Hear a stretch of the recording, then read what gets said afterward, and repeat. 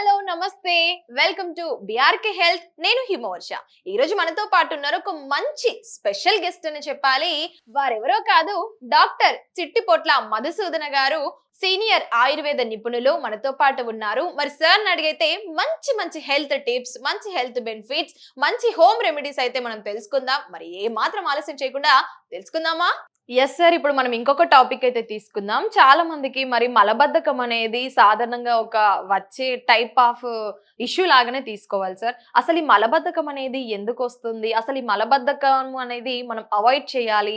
దీనికి కావాల్సిన మెడిసిన్స్ అసలు ఏ విధంగా ఉంటాయి? దట్టు మనం చూసుకుంటే సార్, అసలు ఈ మలబద్ధకం తగ్గించుకోవడానికి చాలా మంది వ్యక్తులు ఏంటంటే వివిధ రకాల ప్రయత్నాలు చేసినా కూడా అసలు వాళ్ళకి ఎలాంటి ఫలితం లేకుండా పోతుంది కదా సార్. అసలు ఈ మలబద్ధకాన్ని ఏ విధంగా తగ్గించుకోవచ్చు? హోమ్ రెమెడీస్ ఏమైనా ఉంటాయా సార్? మలబద్ధకం సమస్త రోగవర్ధకం ఉంటుందమ్మా ఆయుర్వేద వైద్య విధానం. సో మలబద్ధకం వల్ల అనేక రకాల జబ్బులు పెరిగిపోతాయి, కొత్త కొత్త జబ్బులు వస్తాయి. వచ్చినటువంటి జబ్బులు ఒక పట్టాను రోగం. అది మలబద్ధకం గురించి బ్రీఫ్గా చెప్పుకోవడమా. కాబట్టి మన దేహంలో తయారైన వ్యర్థ పదార్థాలు ఎప్పటికప్పుడు బయటికి విసర్జితం కావడము ఆరోగ్యవంతుల లక్షణం అమ్మా. కానీ మరి ఈ రోజుల్లో వివిధ రకాల కారణాలు రీత్యా, అంటే fast foods, junk foods, bakery foods, ice creams ఇలాంటివి తీసుకోవడము, వేళకు విశ్రాంతి తీసుకోకపోవడము, రాత్రిపూట ఎక్కువసేపు నిద్ర మేలుకోవడము, అదేవిధంగా మరి ఈ ఫైబర్ ఫుడ్ తక్కువ తీసుకొని ఈ కార్బోహైడ్రేట్స్ ఉన్నటువంటి పదార్థాలు ఎక్కువగా తీసుకోవడము, ఇలాంటి అనేక రకాలైన కారణాల రీత్యా వ్యాయామం చేయకపోవడము, అదేవిధంగా మానసిక ఒత్తిడి, ఇలాంటి అనేక రకాలైన కారణాల రీత్యమా మరి మలబద్ధక సమస్య 100లో దాదాపు 80% మంది 90% మందిలో కలుగుతుందమ్మా. చిన్న వయసు నుంచి పెద్దల వరకు మీరు గమనించినట్లయితే ఎక్కువ శాతం మందిలో ఈ యొక్క సమస్య కలుగుతుంది. కాల విరేచనం ఆరోగ్య కారణం శ్రేష్టం అని చెప్పేసి మన పెద్దలు ఏదైనా చెప్పడం జరిగింది. మరి ఈ రోజుల్లో కాల విరేచనం ఎంతమంది జరుగుతుందమ్మా? ప్రశ్నార్థకమ్మా. మనం లైట్ వేసి చూసుకున్నా జరుగుతుంది. అసలుకు మలబద్ధక సమస్య లేదు అని మనం ఎట్లా చెప్పుకోవచ్చు అంటే అమ్మా, ఉదయము మోషన్ సెన్సేషన్తో మెలకువ రావాలమ్మా. సో మోషన్కి వెళ్ళినప్పుడు fraction of seconds are maximum 1 minute అంతే, విత్ ఇన్ మినిట్ మోషన్ అయిపోవాలి. మరి ఎంతమందికి ఆ యొక్క భాగ్యం ఉందమ్మా? సో అనేక రకాల కారణాలు అయితే ప్రేగుల చలనశక్తి తగ్గిపోవడం చేత మల పదార్థము తయారైనప్పటికీ సరిగా అది బయటికి రాకపోవడానికి ఇలాంటి అనేక రకాల కారణాల చేత ఈ ప్రాబ్లం కలుగుతుందమ్మా. దీనివల్ల మరి మలబద్ధక సమస్య ఇంత అయిన చందాన క్రమక్రమంగా పెరిగిపోవడం వల్ల గ్యాస్ట్రిక్ ట్రబుల్ రావడము, మోకాళ్ళ నొప్పులు రావడము, షుగర్లు, బీపీలు, థైరాయిడ్ సమస్యలు, అదేవిధంగా రక్తనాళాలకు సంబంధించిన సమస్యలు ఇవన్నీ రావడము. సరే, ఇవన్నీ నాణ్యానికి ఒకవైపు అనుకున్నప్పటికీ మరి మానసికమైన ఇబ్బందులు కూడా కలుగుతాయమ్మా. కోపము, చికాకు, నిద్ర సరిగ్గా లేకపోవడము, చిన్న దానికే చికాకు పడిపోతుండడము, ఓపిక లేకపోవడము, ఏ పని మీద ఆసక్తి లేకపోవడము, ఇవన్నీ కూడా కలుగుతుంటాయమ్మా. కాబట్టి మోషన్ మీరు బాగా గమనించండి. మోషన్ ఫ్రీగా అయిన రోజు ఎక్కువ శాతం మందిలో ఎంత యాక్టివ్గా ఉంటారో పనిస్తామా. సో ఆ మోషన్ ఫ్రీగా కాకపోయేసరికి ఏదో లోపల ఒక అసౌకర్యం, మనిషికి యాక్టివ్నెస్ ఉండదమ్మా. కాబట్టి ఆ యొక్క వ్యర్థ పదార్థాలు బయటికి విసర్జించాల్సిన పరిస్థితి మనం దేహానికి కలగజేయాలమ్మా. సో వివిధ రకాల కారణాలు ఇస్తే మనకు దేహానికి మనం ఆ సపోర్ట్ ఇవ్వలేకపోవడం చేతనే దేహం కూడా మొండికి పడిపోసేసి మలాన్ని విసర్జించలేకపోతుంది అనమాట. సో ఈ నేపథ్యంలో మరి రకరకాల చాలామంది చాలా రకాల ప్రయత్నాలు చేస్తుంటారమ్మా.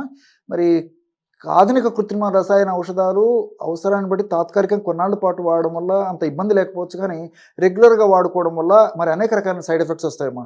కాబట్టి అలాంటి సైడ్ ఎఫెక్ట్స్ లేకుండా సైడ్ బెనిఫిట్స్ ఉండేదానికి మంచి రెమెడీ చెప్తాను నేను. దీనికి కేవలం 3 పదార్థాలమ్మా. కన్నతల్లిలా కాపాడేటువంటి కరక్కాయ చూర్ణం ఒక 100 గ్రాములు తీసుకోవాలి. కరక్కాయ చూర్ణం అమ్మా. కరక్కాయ చూర్ణం మనకు మార్కెట్లో దొరుకుతుంది. కరక్కాయ పెచ్చుల యొక్క చూర్ణమే కావాలి. సో 100 గ్రాములు కరక్కాయ పెచ్చుల యొక్క చూర్ణం తీసుకోవాలి. అదేవిధంగా అందులో ఒక 50 గ్రాములు బెల్లం కలపాలి. పొడి బెల్లం కూడా దొరుకుతుందమ్మా. ఈ రెండింటికి తోడు ఒక 25 గ్రామ్స్ మాత్రము సునామకి పొడి అని చెప్పేసి దొరుకుతుందమ్మా. సునామకి ఆకు ఎండించినటువంటి దొరుకుతుంది, పొడి కూడా దొరుకుతుంది. కానీ నేను చెప్పే సలహా ఏంటంటే ప్రేక్షకులకు ఆకు మనకు ఎండిన ఆకు దొరుకుతుంది కాబట్టి తెచ్చి తయారు చేసుకొని మిక్సీలో వేస్తే చాలా ఈజీగా పౌడర్ అయిపోతుంది. ఆ పౌడర్ వాడుకోవడం మంచిదమ్మా. ఎందుకంటే ఈ పౌడర్ తయారైన తర్వాత ఎక్కువ రోజులు నిల్వ ఉండేసరికి ఔషధ గుణాలు తగ్గిపోతాయమ్మా. కాబట్టి ఈజీగా పౌడర్ తయారవుతుంది. కాబట్టి ఫ్రెష్గా మనం ఆకు తెచ్చుకొని పౌడర్ చేసుకొని మంచిది. లేదా ఫ్రెష్గా తయారు చేసినటువంటి పౌడర్ ఏదైనా మార్కెట్లో దొరికితే అది కూడా తెచ్చుకోవచ్చమ్మా. సునాముఖి సెన్న అంటారమ్మా. మరి పెద్దలకు ఇంచుమించు పూర్వకాలం అంతా మన దేశ ఆరోగ్య పరిరక్షణలో భాగంగా భారతదేశంలో మరి మోషన్కి సంబంధించి మోషన్ సరిగ్గా రాకపోతే సునాముఖితో తయారు చేసినటువంటి చారు, అదేవిధంగా ఈ సునాముఖి ఔషధంగా వాడుకోవడము, సునాముఖి కషాయం ఇవ్వడం, ఇది 20-30 సంవత్సరాల ముందు తరం వాళ్ళని ఆలోచన చేసినట్టే ఎక్కువ శాతం మంది అది వాడేవాళ్ళమా. ఈ మధ్యకాలంలో అది మర్చిపోయారు. కానీ సునామికి మోషన్ ఫ్రీ అయింది చాలా చక్కగా ఉపయోగపడుతుందమ్మా. కాబట్టి 100 గ్రాముల కరక్కాయ చూర్ణంలో 50 గ్రాముల బెల్లము, జస్ట్ ఒక 25 గ్రామ్స్ సునామికి పొడి. ఈ 3 పదార్థాలు బాగా మిక్సీలో కలిపేసేసి కానీ, లేకపోతే రోలు ఇలాంటివి ఏదంటే మెత్తగా దంచేసేసి కానీ, కలిపేసి ఒక గాజు సీసాలో నిల్వ ఉంచుకొని, రోజు రాత్రిపూట ఒక హాఫ్ టీ స్పూన్ అమ్మా కాస్త గోరువెచ్చని నీళ్ళలో కలిపి తీసుకోవడం వల్ల, నేను ఇంతకుముందు చెప్పినట్టు కాల విరేచనం ఆరోగ్యకరణం శ్రేష్టం అనే రీతిలో ఉదయం పూట సెన్సేషన్, మనకు ఆ పేగుల కదలిక సెన్సేషన్ మెలకు వచ్చేసి మోషన్కి వెళ్ళిపోతాం. మోషన్ కూడా కంప్లీట్గా ఫ్రీగా అయిపోతుంది. లోపలంగా ఏదో మిగిలినటువంటి ఆ భావన కూడా ఉండదమ్మా. లోపలంగా ఏదో మిగిలిపోయింది, నాకు పూర్తిగా రాలేదంటే భావన కూడా ఉండదు. కాబట్టి మోషన్ ఫ్రీగా అయిపోతుంది, చక్కటి ఆకలి అవుతుంది, ఉన్నటువంటి జబ్బులు తగ్గిపోతాయి, కొత్త కొత్త జబ్బులు రాకుండా ఉంటాయి, ఆరోగ్యంగా హుషారుగా ఆనందంగా ఉల్లాసంగా ఉండేందుకు కూడా అవకాశం ఏర్పడుతుందమ్మా. కాబట్టి షుగర్ ఉన్నటువంటి వాళ్ళు కానీ, వెయిట్ ఉన్నటువంటి వాళ్ళు కానీ, బెల్లం వాడకూడనటువంటి వాళ్ళు ఎవరన్నా ఉన్నట్లయితే బెల్లం మినహాయించి మిగతా 2 పదార్థాలు తీసుకొని కూడా వాడుకోవచ్చు. ఈ రెండే సరిపోతుందమ్మా. కాస్త పాలలో కలిపి తీసుకున్నా సరిపోతుంది.